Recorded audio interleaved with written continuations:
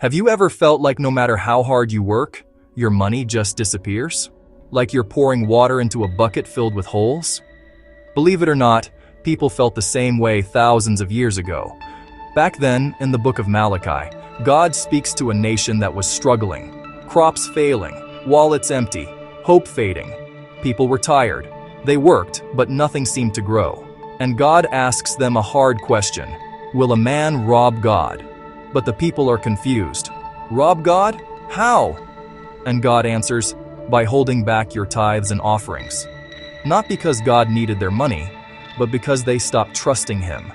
They were holding tight to the little they had, afraid to let go. And that fear was shutting the door to blessing. God says, bring the whole tithe into my storehouse.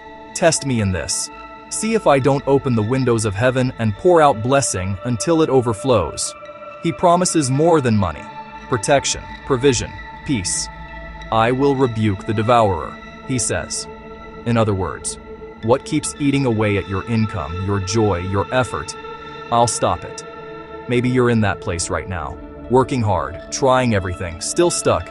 This story isn't about guilt. It's about trust.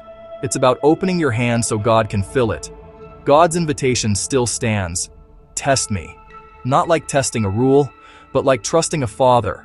It starts with giving time, kindness, resources, whatever He's placed in your hands, and believing He can do more with 10% than we can with 100. And slowly, things begin to change. Not always instantly, not like a movie miracle, but like seeds growing after the rain. Quiet, real, strong. So if you're feeling stuck, maybe it's time to shift from fear to faith, from holding on to trusting God with what you have. Because sometimes the breakthrough begins when you open your hand.